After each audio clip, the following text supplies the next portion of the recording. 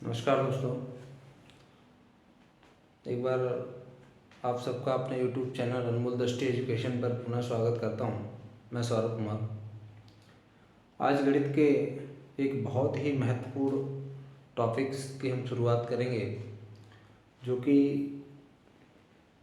गणित का सबसे शुरुआती चैप्टर कहा जाता है, जिसका नाम है संख्या पद्धति।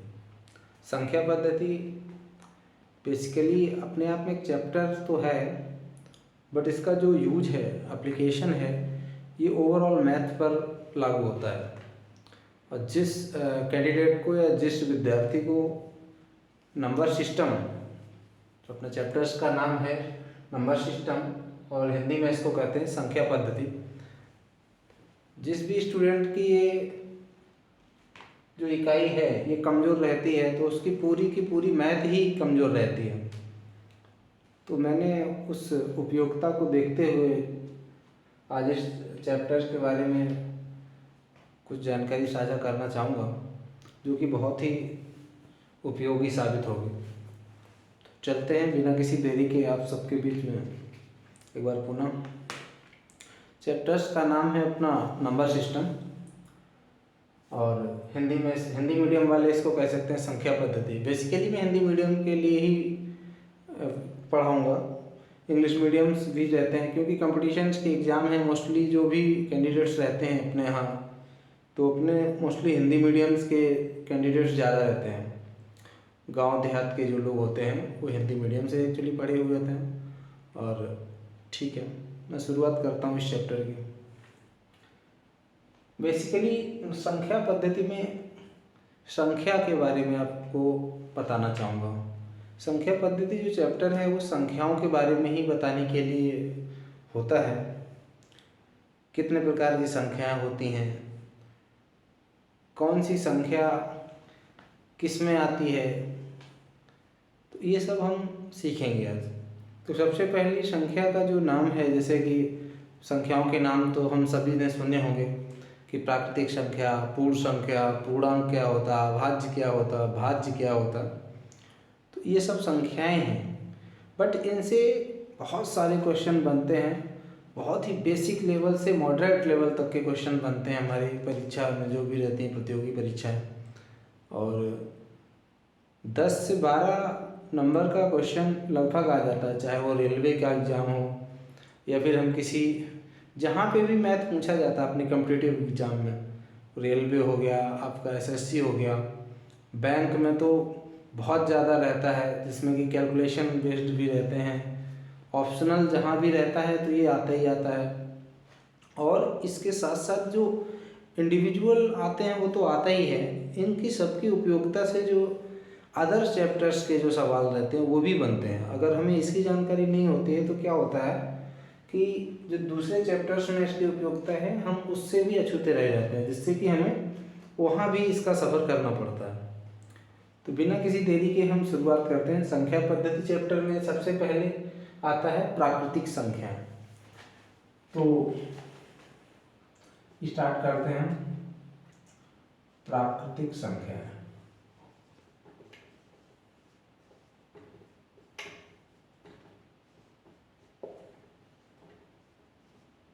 प्राकृतिक संख्या, इसको इंग्लिश में नेचुरल नंबर कहते हैं।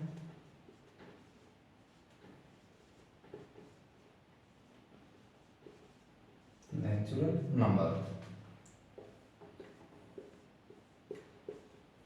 दोस्तों, प्राकृतिक संख्याएं बहुत ही उपयोगी नाम है इसका। परीक्षा के लिहाज से इसके बारे में इतनी बार पूछा गया है कि शायद ही कोई परीक्षा ऐसी छूटती होगी, चाहे वो स्टेट लेवल की हो या सेंट्रल की हो। प्राकृतिक संख्या क्या होता है? बेसिकली प्राकृतिक संख्या जो होती है, जब भी हम किसी संख्या के बारे में बात करते हैं, संख्या मतलब कहाँ पे जरूरत होगा? गिनती के लिए। गिनती हम जब भी स्टार्ट करते हैं, हमें ऐसे याद रखना है प्राकृतिक संख्या की हम जब भी बात करते हैं, जो प्रकृति है, प्रकृति का नियम जो रहेगा वो शुरुआत से ही रहेगा। शुरुआत कहाँ रहेगा? सपोज अभी हम किसी भी क्लास में रहेंगे 10 स्टूडेंट है, हम सोचेंगे कि उसको संख्या के अकॉर्डिंगली हमको गिनना है, काउंट करना है, तो हम सबसे पहले 1 से शुरुआत करेंगे। बस हमें इतनी सी छोटी सी चीज़ याद रखनी है कि जो प्राकृतिक संख्याएं होती हैं, प्रकृति ने हमको शुरुआत से चलना सिखाया। प्रकृति ने कभी नहीं कहा है कि आप बहुत ज़्यादा एकदम से सीधा सीधा 5वें नंबर की बात कीजिए, 10वें नंबर की बात। जब भी हम किसी ग्राउंड से अपर की ओर जाते हैं तो सबसे पहले 1 2 3, तो हमारी सिंपल सी जो पहचान है प्राकृतिक संख्याओं की वो यही है। प्राकृतिक संख्याएं कौन कौन सी होती हैं वो हमें लिखेंगे। प्राकृतिक संख्या सबसे छोटी तो प्राकृतिक संख्या हमें पता रहती है, लेकिन सबसे बड़ी प्राकृतिक संख्या क्या है वो अनंत रहती है। क्योंकि संख्याएं क्या होती हैं कि किसी को मालूम नहीं है। अगर किसी से पूछा जाएगा सबसे बड़ी प्राकृतिक संख्या क्या है तो वो किसी को मालूम नहीं है, बिकॉज संख्याएं अनंत हैं।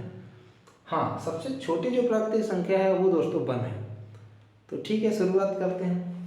तो सब प्राकृतिक संख्याएं क्या है, हम शुरुआत करते हैं प्राकृतिक संख्या 1 2 3 4 5 6 डॉट डॉट डॉट डॉट और इनफिनाइट तक चले जाएंगे, यानी अनंत तक चले जाएंगे। प्राकृतिक संख्याएं वे संख्याएं होती हैं जिनकी शुरुआत 1 से हो और जितनी भी फिर संख्याएं आगे आएंगी 1 से 2 3 4 5 6 7 8 9 10 करके और अनंत तक जाएंगे। तो ये हमारी प्राकृतिक संख्याएं हो गई। इसके बाद दूसरा आता है पूर्ण संख्या। प्राकृतिक के बाद नंबर 2 पे आती है पूर्ण संख्या। तो ये हमें पूर्ण संख्या,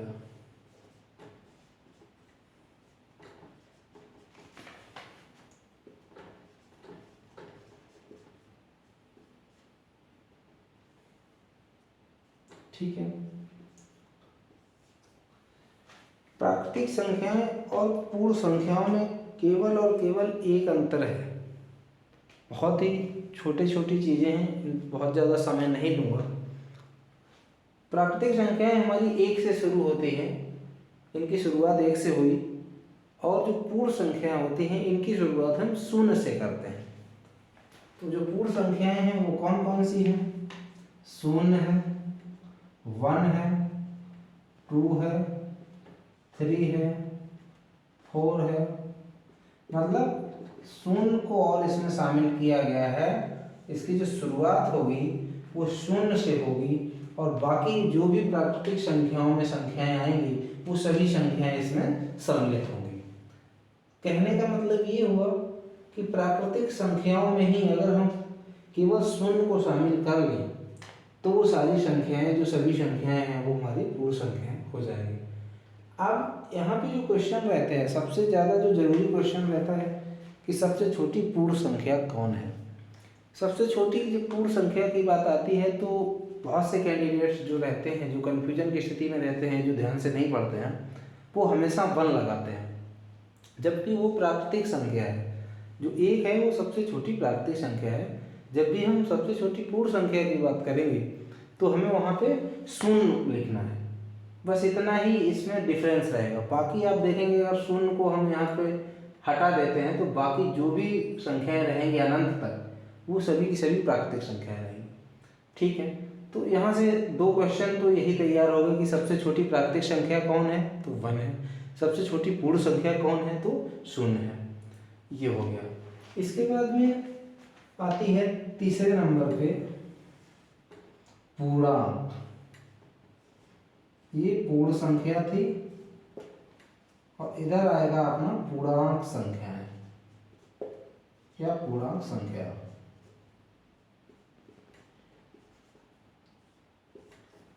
ठीक है, हम बात करते हैं पूर्णांक संख्या।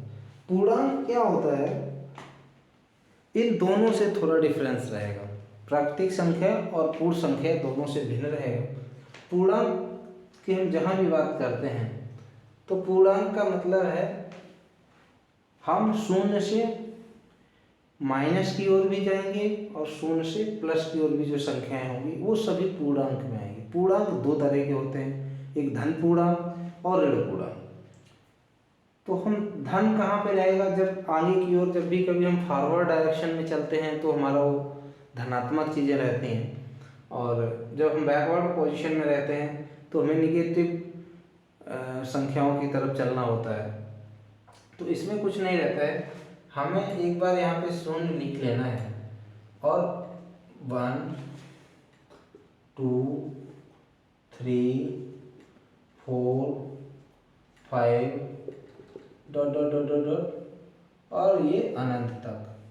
इसकी just opposite -1 -2 -3 -4 dot dot dot dot, ये माइनस अनंत तक जाएगा, यानी कि ये नेगेटिव में जाएगा।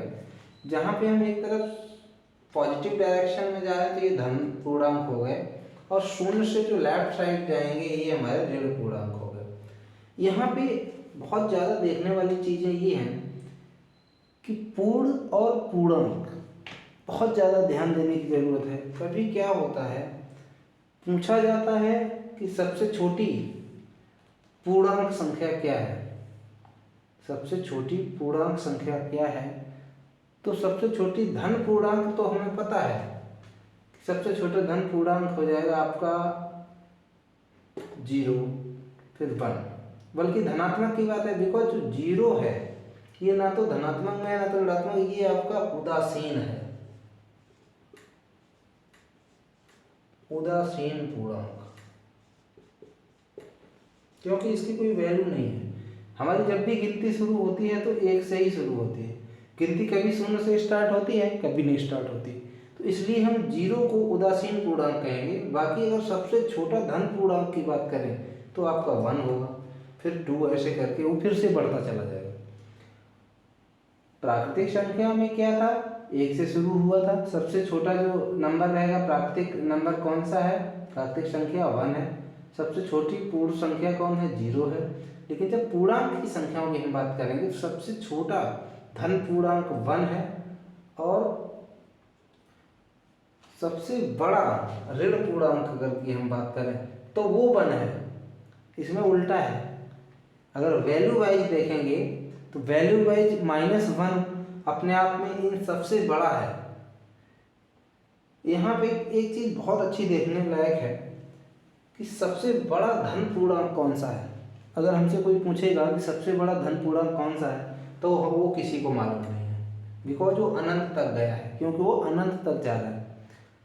और इधर हम सबसे छोटा अगर ऋण पूर्णांक की बात करेंगे तो वो नहीं हमें पता होता है, मतलब वैल्यू वाइज। वैसे तो अगर देखने में देखा जाए तो -1 है, वही बोला जाएगा कि -1 सबसे छोटा ऋण पूर्णांक है, लेकिन वैल्यू जिसकी ज़्यादा है वही छोटा है, जिसकी सबसे कम वैल्यू है वही को छोटा है, जिसकी वैल्यू ज़्यादा है वो सबसे बड़ा है।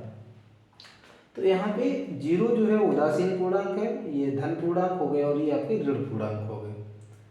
मुझे तो नहीं लगता इसमें किसी को कोई समस्या होगी। ठीक है, अब हम बात करते हैं नंबर 4 पे, अभाज्य संख्या।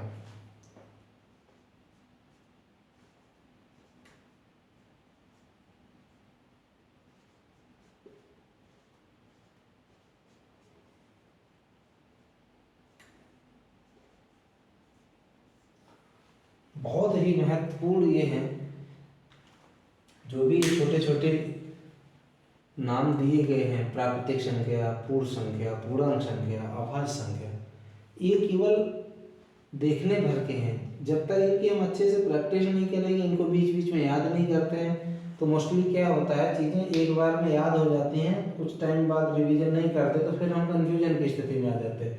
तो हम ऐसी चीज़ों को क्या करेंगे, इनको हम बार बार रिपीट करेंगे, बार बार रिवीजन करेंगे हम इनका, और बहुत ही आसान लगने लगेगा। एक टाइम के बाद में ऐसा हो जाएगा कि चीज़ें अपने आप सब सटीक आने लगती हैं। अब आती है बात अभाज्य संख्या। अभाज्य संख्याएँ वे संख्याएँ होती हैं, अभाज्य संख्या की जो परिभाषा है, परिभाषाएँ तो कई एक हैं, उनको हम जिस तरीके से सॉल्व करते हैं, जिस नज़रिए से हम किसी भी चीज़ को देखते हैं, तो कई एक परिभाषाएँ हो सकती हैं, लेकिन सबसे अच्छी परिभाषा वह हुई कि वह संख्या वह संख्या जिसके केवल और केवल दो ही गुणनखंड हो सके, केवल और केवल दो ही गुणनखंड हो सके, उस संख्या को हम अभाज्य संख्या कहते हैं। जैसे कोई संख्या है, अब वो दो गुणनखंड कौन से हो सकते हैं? पहली चीज, या तो वो 1 होगा और या फिर वो संख्या स्वयं होगी। सपोज अभी हम 5 की बात करें, 5 क्या है? 5 किससे कटेगा? पूरा पूरा अगर 5 को कट किया जाएगा तो उसको हम नहीं काट सकते हैं सिवाय 1 और 5 के। तो हमारा जो अभाज्य संख्या की परिभाषा है कि ये भी हो सकती है कि जो केवल 1 से या स्वयं से कटे, या जिसके केवल और केवल दो गुणनखंड, ना तो 2 से कम होंगे ना 2 से ज़्यादा होंगे। तो ये है। अब सबसे छोटी अभाज्य संख्या कौन है? सबसे छोटी अगर अभाज्य संख्या की बात करें तो ये हमेशा 2 से स्टार्ट होती है। तो ये आपकी अभाज्य संख्या सबसे छोटी कौन सी हो स्टार्ट कर रहे हैं हम? 2, 3, 5, 7, 11, 13, 17, 19, 23, 29, 31, 37, 41, 43,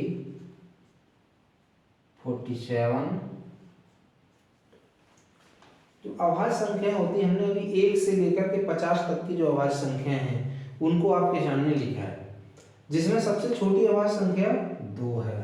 2 जो है स्मॉलेस्ट नंबर है, जो सबसे छोटा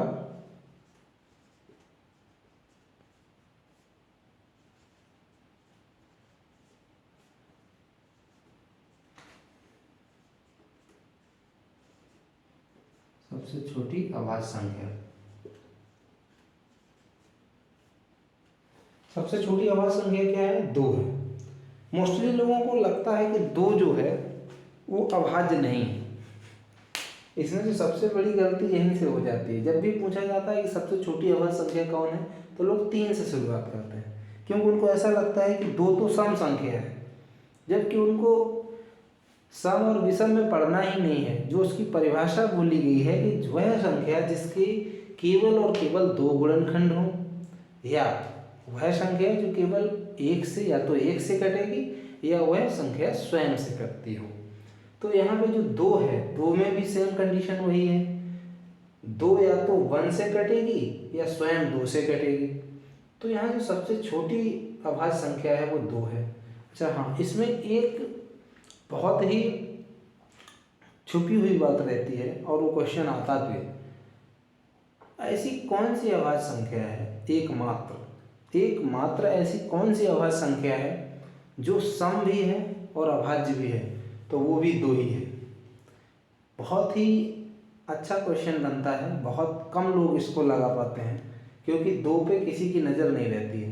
तो मैं चाहूँगा कि आप लोग एक बार जो भी लोग वीडियो को देखेंगे तो वो शायद आज के बाद कभी नहीं भूलेंगे, और उनको जब भी क्वेश्चन आएगा तो हमेशा 2 को लगाएंगे। एकमात्र सम संख्या है जो अभाज्य है, वह कौन है?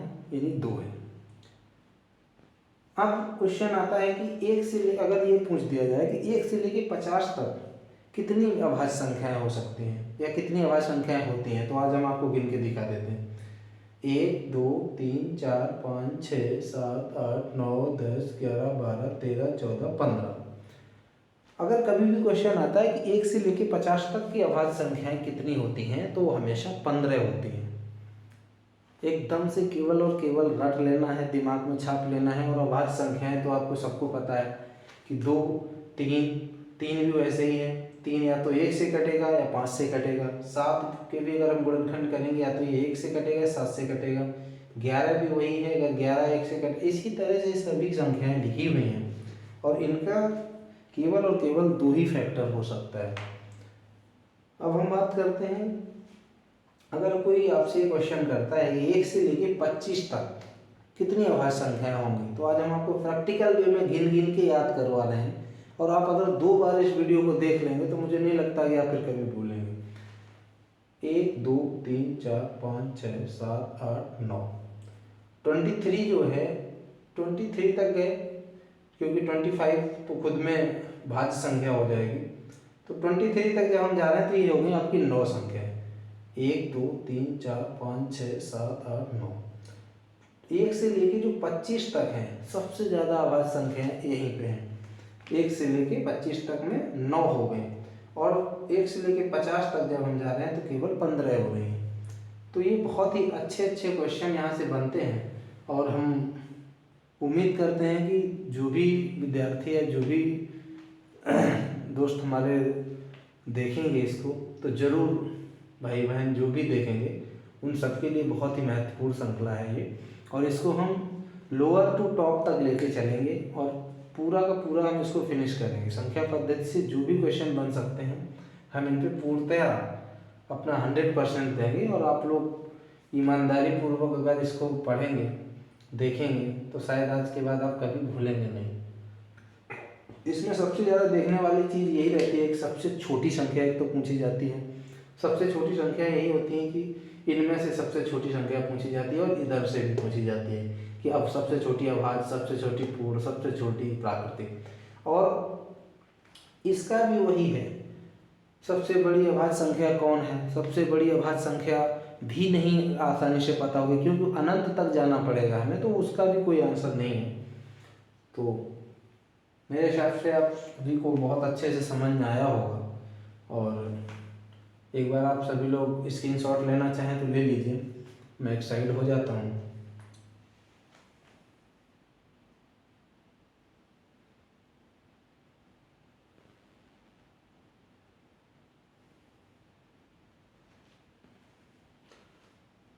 ठीक है दोस्तों, आज अभी नंबर सिस्टम की शुरुआत है मात्र।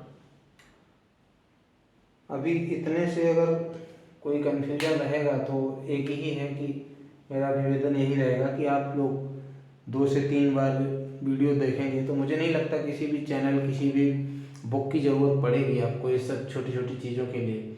जो आगे की संख्याएं रहेंगी, आगे कितने तरह की जो संख्याएं होती हैं वो हम आपके सामने लाएंगे। एक बार मैं चाहूँगा कि अभी इस चैप्टर की शुरुआत है और इतने ही चीज़ों को अच्छे से पढ़ लिया जाए। ठीक है दोस्तों, एक बार इंटरेस्ट से पढ़िएगा, मैं अपना 100% देने के लिए तैयार हूँ, और मैं भगवान से यही प्रार्थना करूँगा कि जो भी लोग पढ़ें उनको भगवान एक ही बार में याद दिलाएं, ऐसी सद्बुद्धि दे, और बढ़िया से जहाँ भी कन्फ्यूजन लगेगा तो आप लोग बस कुछ नहीं करना है, उठाया और वीडियो को एक बार दोबारा देख लिया है, बस हो जाएगा यार। ठीक है दोस्तों, फिर मिलते हैं, तब तक के लिए जय हिंद।